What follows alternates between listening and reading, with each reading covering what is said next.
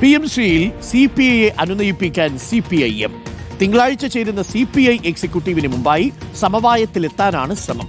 ചർച്ചകളിൽ തൃപ്തരല്ലെങ്കിൽ കടുത്ത പ്രതിഷേധത്തിലേക്ക് കടക്കുമെന്ന് തന്നെയാണ് CPI നിലപാട്. CPIM ജനറൽ സെക്രട്ടറി MA ബേബിയെ നേരിൽ കണ്ട് CPI ജനറൽ സെക്രട്ടറി D രാജ അതൃപ്തി അറിയിക്കും. മന്ത്രി V ശിവൻകുട്ടിയുടെ ഓഫീസിലേക്ക് ഭരണാനുകൂല വിദ്യാർത്ഥി യുവജന സംഘടനകളുടെ പ്രതിഷേധ മാർച്ച് ഇന്നുണ്ടാവും. TV പ്രസാദും ആദിൽ പാലോടും ചേരുന്നുണ്ട്. ആദ്യം TV പ്രസാദിലേക്ക്. Very good morning TV Prasad. Very good morning Adil Palode. TV Prasad, നമ്മൾ ഇന്നലെ ഉദ്വേഗജനകമായ മണിക്കൂറുകളാണ്. ശരിക്കും പറഞ്ഞാൽ മുൾമുനയിലായിരുന്നു, ഉദ്വേഗത്തിന്റെ മുൾമുനയിലായിരുന്നു രാഷ്ട്രീയ കേരളം. കടുത്ത തീരുമാനങ്ങൾ വല്ലതും CPI എടുക്കുമോ? ഒടുവിൽ എനിക്ക് തോന്നുന്നത് ഗോവിന്ദ മാഷ് CPIയുമായി സംസാരിച്ചിട്ടുണ്ട്, ഇൻഫോർമലായി എന്നാണ്. കടുത്ത തീരുമാനങ്ങളിലേക്ക് പോകരുത് എന്നുള്ള തീരുമാനം.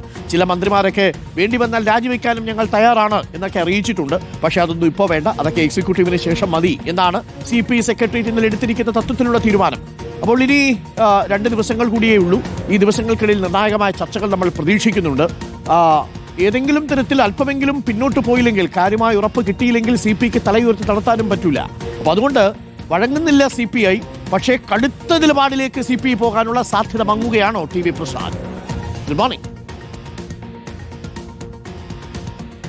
Good morning Arun. Good morning. കടുത്ത തീരുമാനത്തിലേക്ക് പോകാനുള്ള ഒരു സാധ്യത ഇപ്പോഴും അവസാനിച്ചിട്ടില്ല എന്നുള്ളതാണ്. അരുണ് പറഞ്ഞതാണ് അതിലെ പോയിന്റ്. അതായത് അപമാനിതരാണ് CPI എന്നുള്ളതാണ്. ഒരു രാഷ്ട്രീയ പ്രസ്ഥാനം എന്ന നിലയിൽ ആ മുന്നണിയിലെ പ്രധാന കക്ഷി കൊടുക്കേണ്ട ബഹുമാനം കൊടുത്തില്ല എന്ന് മാത്രമല്ല, പരിഗണന കൊടുത്തില്ല എന്ന് മാത്രമല്ല, അവഹേളിക്കുക കൂടി ചെയ്തു എന്ന അഭിപ്രായമാണ് CPIയിലെ ഭൂരിപക്ഷം മുതിർന്ന നേതാക്കൾക്കുമുള്ളത്.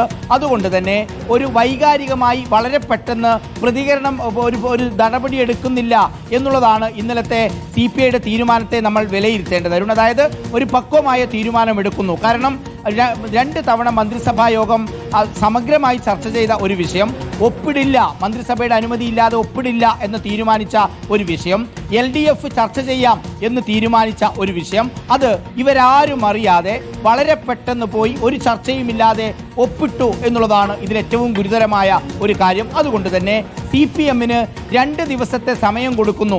ഏതെങ്കിലും തരത്തിലൊരു വൈകാരിക പ്രകടനം എന്ന നിലയിൽ ഒരു കടുത്ത നടപടിയിലേക്ക് പോകുന്നില്ല എന്ന മെസ്സേജ് കൂടിയാണ് CPIM നേതൃത്വത്തിന് CPI കൊടുത്തത്. ഇന്നും നാളെയും കഴിഞ്ഞാൽ അടുത്ത ദിവസം തിങ്കളാഴ്ച വീണ്ടും CPIയുടെ മുതിർന്ന നേതാക്കളുടെ യോഗം ചേരുകയാണ്.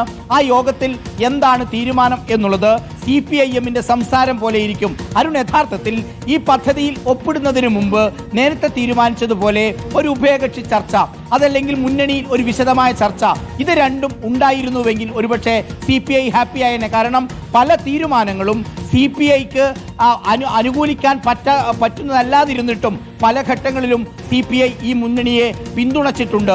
അതുകൊണ്ട് തന്നെ ഈ വിഷയത്തിലും ഒരുപക്ഷെ കടുത്ത സാമ്പത്തിക പ്രതിസന്ധിയും കേരളത്തിന്റെ വിദ്യാഭ്യാസ സമ്പ്രദായത്തിന്റെ നടത്തിപ്പ് തന്നെ പ്രതിസന്ധിയിലാകുന്ന ഒരു സാമ്പത്തിക പ്രതിസന്ധിയും ഇതെല്ലാം പറഞ്ഞ് ബോധ്യപ്പെടുത്താൻ പറ്റുമായിരുന്നു. പക്ഷേ അത് ചെയ്തില്ല എന്നുള്ളതാണ്.